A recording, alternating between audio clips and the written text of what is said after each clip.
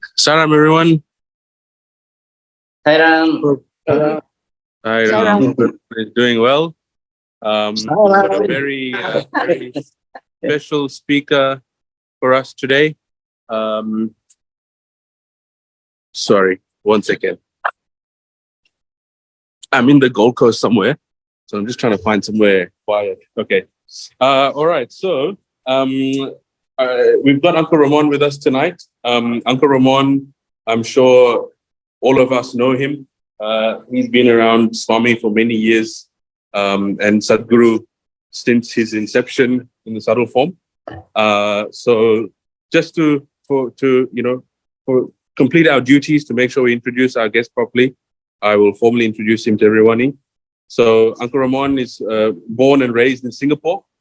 At a very young age, baptized into as a Christian in the Roman Catholic Church.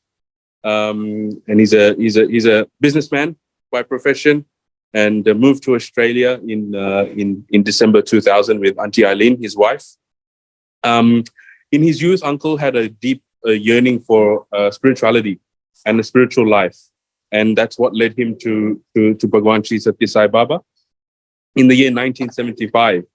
And he was guided and had a lot of intimate times with Swami in those days.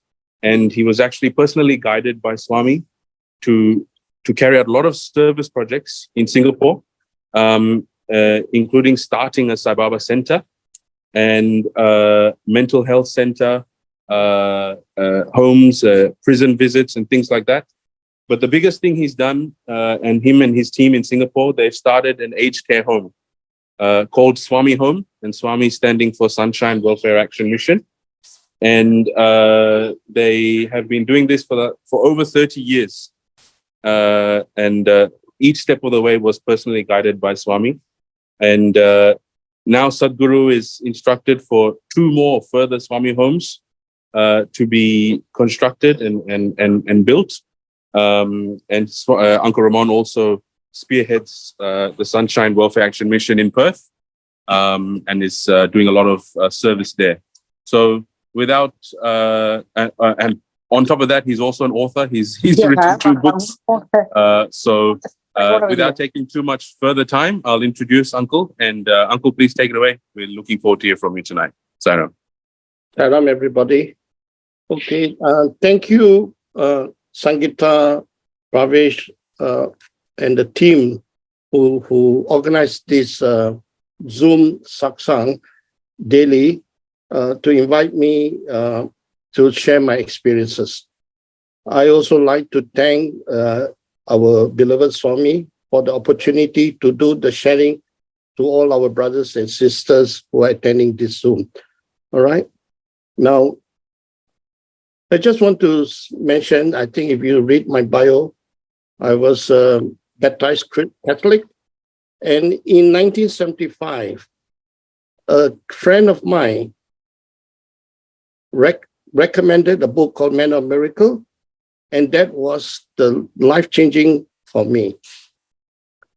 Before that, I used to go and read a lot of books on mysticism by some spiritual author like Lobsang Rampa, who did The Third Eye and all these books on his series. Now, the moment I have read The Man of Miracle, I have never read a book and cry, because I found the love of Bhagwan Baba towards humanity in his to help humanity in so many ways. And I, as a Roman Catholic, I said, wow, what Swami is doing, exactly what Jesus is doing during his time. And I was so amazed, and I said, well, I got to know more about this man of miracle called Satya Sai Baba. So I read more books. And that's where, after reading more books, for example, only donation. When okay? they had the Hello. After reading these more books, Swami start coming into my vision. And I'm talking about dream vision. And it was amazing in the sense I suddenly have dream vision. And I thought I was my imagination at first. And then Swami came 3 days later and said, no, when I come to your dream, it's not imagination. It is truly I who came to you. So I was so amazed, and it continued for basically quite a long time until I met him. I mean, during that early days and even now from time to time. And then, I was so crazy about this dream vision in the early days. I will quickly come back home from work, have a quick dinner, and jump into bed to sleep so that I can wait for Swami to give me the dream vision. So that is, I think for those devotees who have been following Bhagwan Baba or even Sadhguru, whenever you have a dream vision of our dear Lord, you'll be happy when you wake up, of that vision. So it goes on for quite some time. So in 1976, there was a group that's going to India, and I have my first darshan joining that group in December 1976. We landed in Whitefield, Vrindavan. Now, while I was going through this experience of the dream vision, I was thinking to myself, oh, if I meet Swami or Satya.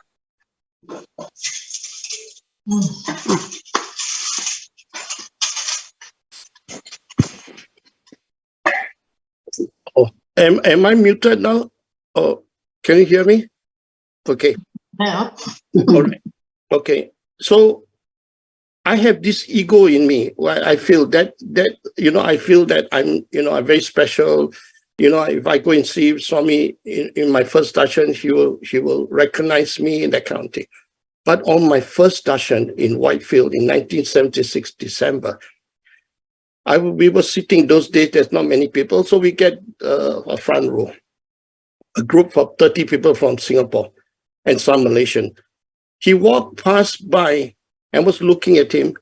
He talked to everybody around me and just ignored me completely.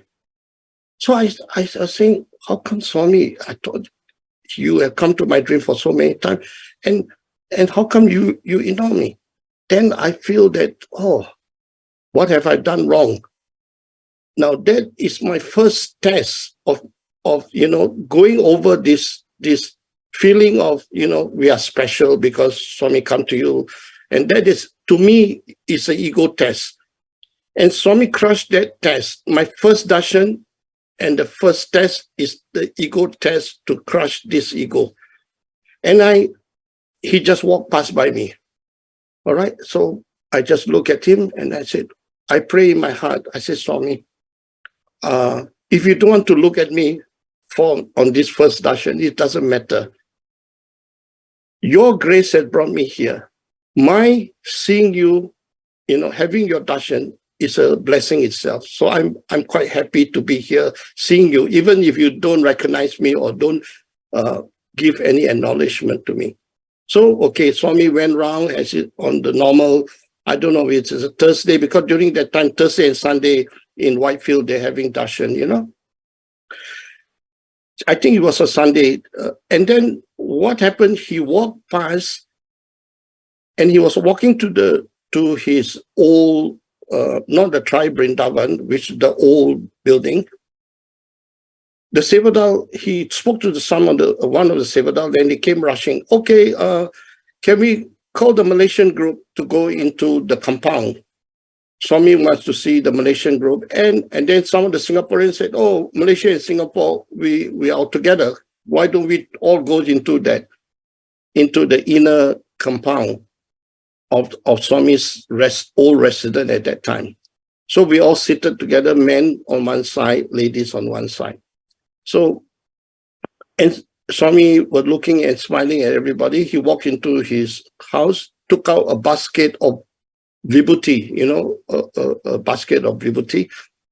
And he was slowly coming down, giving the vibhuti to everybody, starting from the men and then to the ladies. Just as he was coming, I was sitting in the same row. There's not many of us, I think about, including the Malaysian, we are talking about 40 over people, but the place is quite big. I was thinking to myself, in Singapore, we pray to God in the church by kneeling down. So everybody was saying, I said, no, this is God. This is Swami is, to me, I feel like he's God. So I decided to kneel and wait for him to offer the vibhuti. He came right in front of me. He looked at me, took the vibhuti, and put the vibhuti on my hand. The moment I look up into Swami's eyes, I saw a bright light. It's like a flash of light. And that light just penetrated to my whole being. And after that, I do not know what happened to me. I was in that state of, I don't know, bliss or something, so happy that after that, Swami just walked past. And I look at it, and later I read about it, and I feel that, oh, maybe this is a kind of initiation that he gave to a new devotee. That's my thought, you see. And I've read somewhere, sometime when you see your guru first time, or a divine teacher or a guru, they will give you initiation by look, by sight. So I was very happy about that. Then what happened is I was, attending bhajan practically every places. That time, there's only one center, and many devotees also having bhajan in the in the mid-70s. One main center, Sai Baba Center, and a lot of devotees. And those days, there's not many Chinese devotees, mostly all the Indian devotees. And my Indian friends were used to bring me to all the bhajan. So it was good in the sense, I enjoy bhajan. I starting to learn how to listen to bhajan, and I find very peaceful when the song is sung. So, and even though they didn't invite us, I was in a way gate crashing to the bhajan, but the host is so kind because they seldom see a Chinese guy attending Indian bhajan, you see. So they welcomed me, and I was very good in those days, and I was very happy that Swami's devotee, is very welcoming. The host, you are a total stranger, but they welcome you to their house bhajan. In 1980, I went to, again, in between, I went into India to see Swami in Whitefield, and then to Puttaparthi and that county. In 1980, the Second World Conference was there. So I was there with a group of people.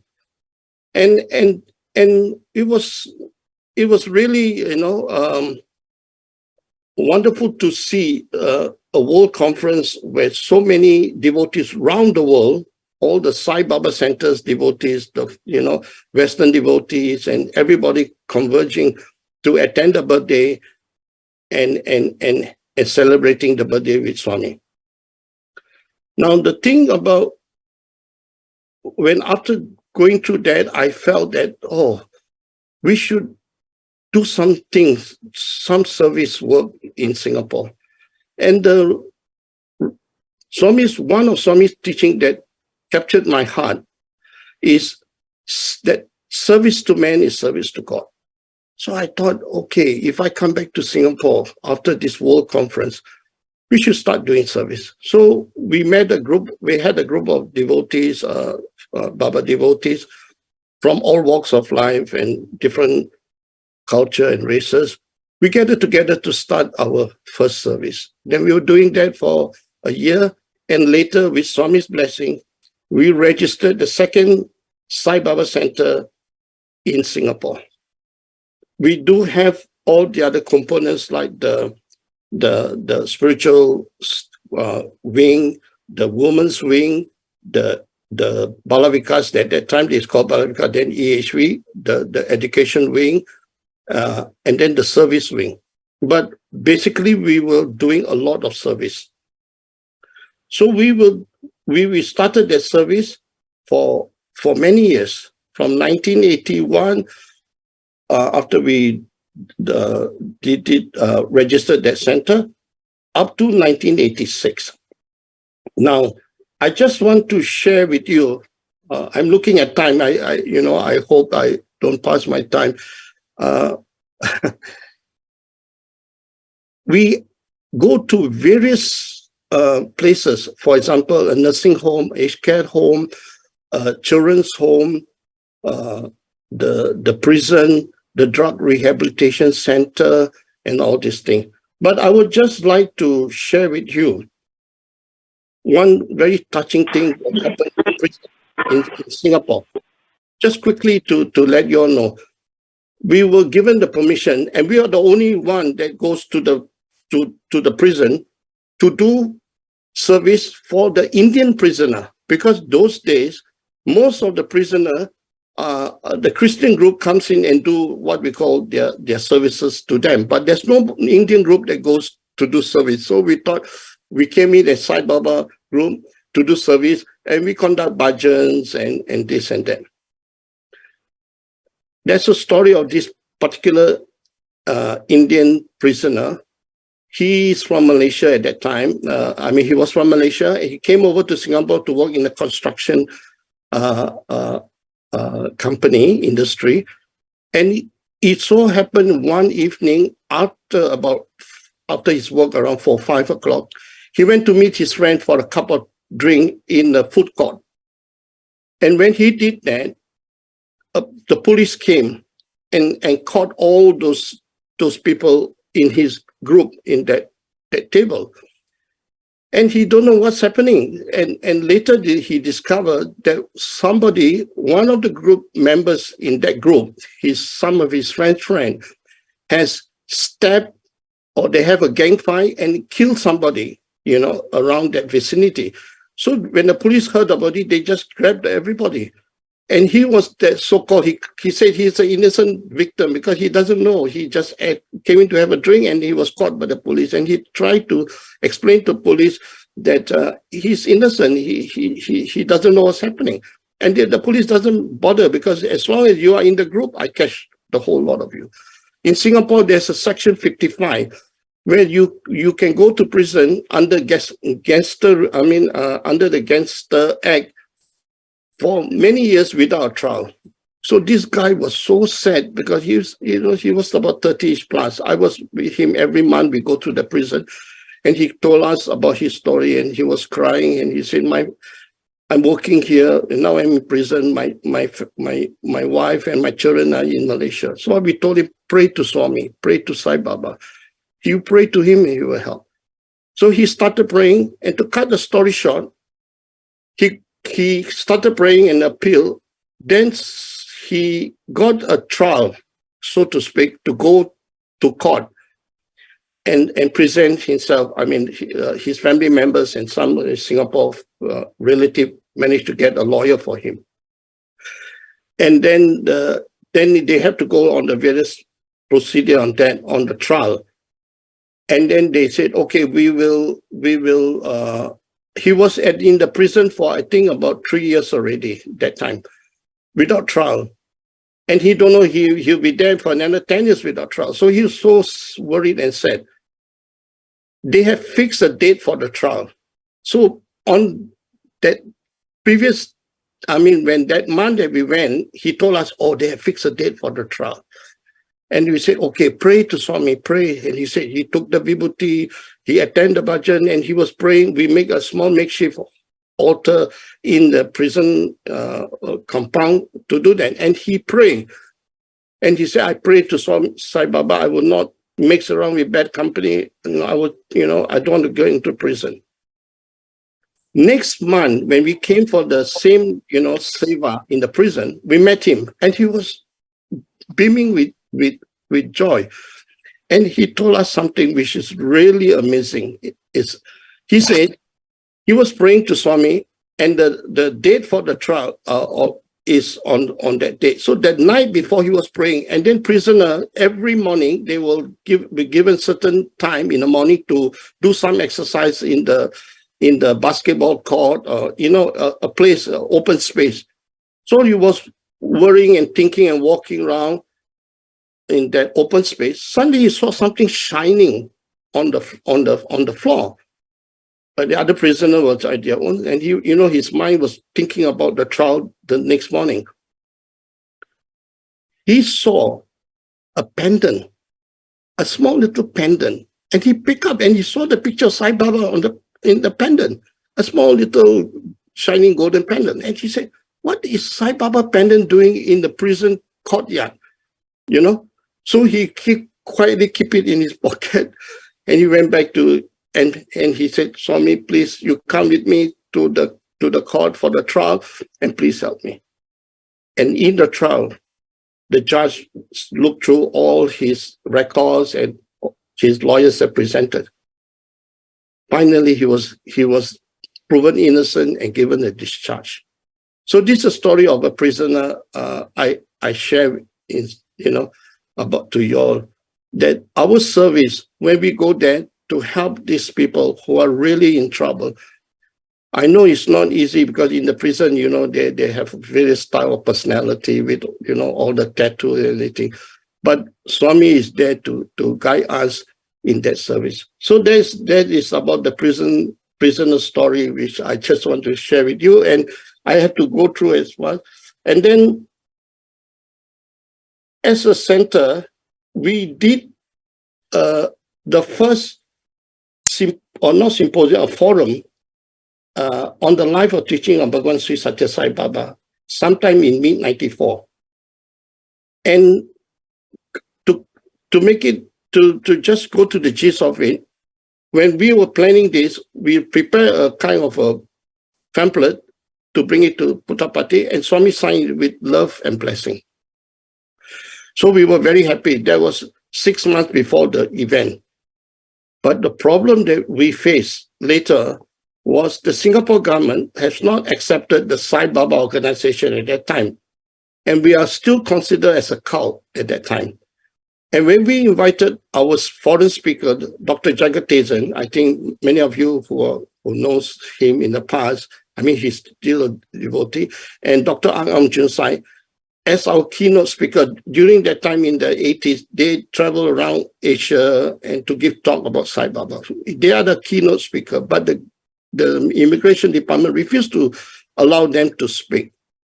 So to cut the story short again, we prayed to Swami. And I told the team, and the team was very worried, he said, no, without the keynote speaker, the star of the show, how can they motivate all the devotees? And that auditorium, World Trade Center in Singapore, we booked for, that already takes 1,000 people, the seating capacity of 1,000. So we are quite ambitious in the sense, thinking that we'll try to bring Swami teaching and the life of Bhagwan Baba to the Singapore people.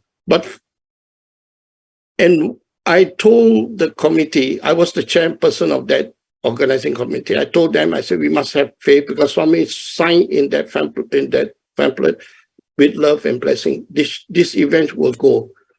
We have to have faith. So we do not inform the keynote speaker, let them come. It happened to be on a Saturday afternoon. They arrive on the Friday evening around 4 and 5 o'clock. We did not tell them because I say the moment you tell them, they will not come if they are not allowed to speak. We did not tell them. And then when they arrived, I'm the one, as the chairman of the organization, have to break the news to them. So I broke the news first to Jagatesan. He came in earlier, and he was so, I should say, disappointed. And even with Dr. Ang Junsai. But Ang Junsai, is more calm. He take it easy, okay? So we were praying. So next day, on Saturday, the program will start at 2 o'clock, 2 to 5.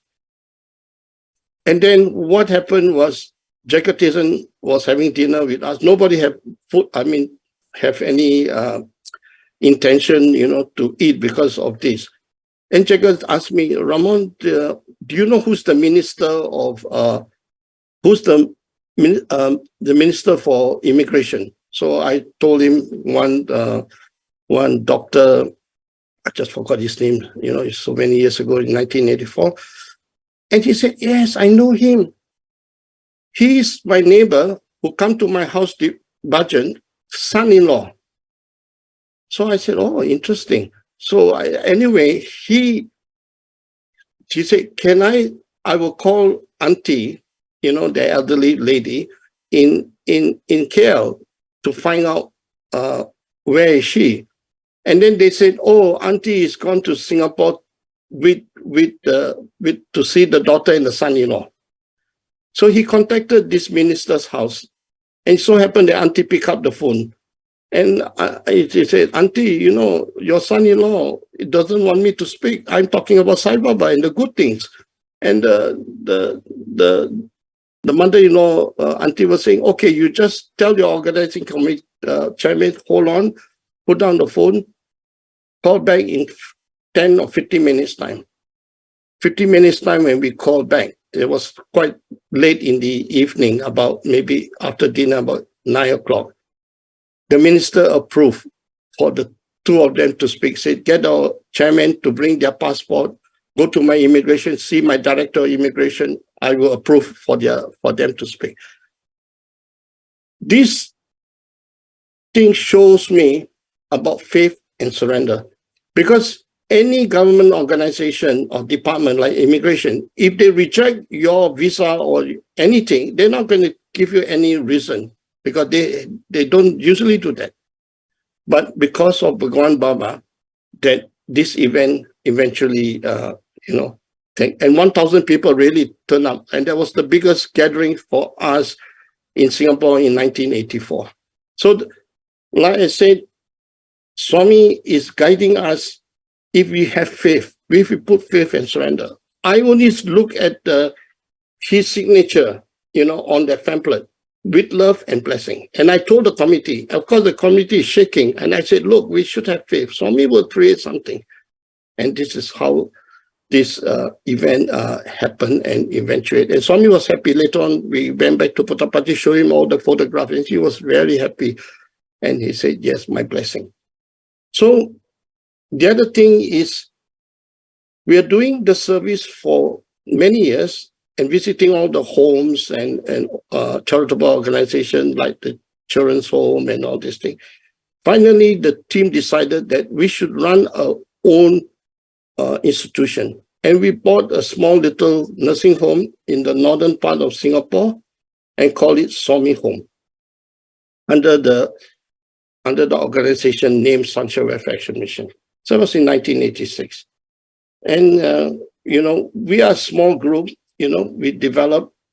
We don't have much funds. That time, funds are limited. But we started with a small thing. And then as we grow from a 20-bedded home in the village setting, in the old building, we have to move out from there because of the thing. Do I have some time, or Alpa? We can do a few minutes if everyone else is happy. Okay. If Sangeeta, is it okay with you all? I just quickly touch base. Yeah, sure, Uncle. And then we went to see Swami, and we asked Swami that we had to do a building project costing a couple of million, and we don't have much money. And Swami looked at me and said, any good work that you do, God will always bless you. He didn't say, I will bless you. He said, any good work that you do, God will always bless you. And that is enough for me. And we continue from there. And that's how Swami Home developed, from a 20-bedded home to what it is now, with 3 buildings. And Swami in the Sattva came in 2018 and 19 to bless the home. All right. So I covered this of Swami Home. Now I quickly will cover here.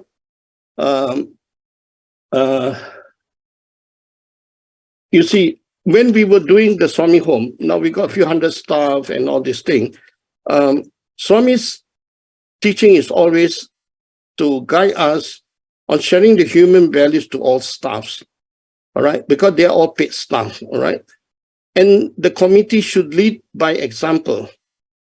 The example will be the unity among the management committee and also the staff. This is very important, paramount important for us. And it is in the sense that everybody have different personality, and we have to learn to gel, to come to one page. We have different opinion here and there, that's fine. But we have to learn to be united in one page and come. And this is what is helping Swami Home, grow, slowly, step by step. Then in 2000 December, Swami came to me, as I said, Swami comes in my vision off and on, and he told me, actually, he came to me when I had my wedding interview in 1982, December, and he came and he told me, you will go to Australia. I said, okay, I will go to Australia, but I do not know what he meant. I did not make the move until 2000. 2000 came, I came to Australia and I came to Perth. I migrated to Perth. And I asked Swami, what is my work there in Australia? He said, your work there is Dharma, and love in action is Dharma. I said, fine, Swami, I will go. And then Swami left his physicality in 2011. Of course, everybody knows about that, and we are all devastated, but we just continue. 26 November 2014, Swami in the Sato called me back again, and this time to Munadali. And I experienced Swami in the Sato in Munadali. I've written in my book, Language of Love, those of you who have that book. And in that interview, he said, Ramon, I want you to go and start a value-based school in Perth. So I said, Swami, okay, I will do. I mean, whatever Swami said, I would never question why or the. I said, yes, Swami, will do. And then he told me in that same interview on the 26th of November 2014 in Bodhidharma in the Anandam, the clock tower building, he said, I'm coming to Australia in my shuttle. At the end of December 2014, I want you to come and see me. I will introduce you to Gary Seaton and some people in Australia. That's how I met Gary and the rest of the people there. Now, I'm just coming to this, and I just said, to end, I said, the golden opportunity Swami have given us to know Satya Sai Baba in his physical form, to know Sadguru Madhusudan Sai in this birth, for us as God and Guru is a great blessing. We should not waste this golden opportunity. And journey to divinity within and without is a journey of transformation for us to experience selfless love and selfless service, from I to we and we to he. I think this is our true purpose in our life. So ending here, I offer my deepest gratitude to dear Swami for the golden opportunity at this time to be in his mission. So I thought I tried to condense everything. I'm sorry that I have passed the 15 minutes or so here. So that is my sharing at this time.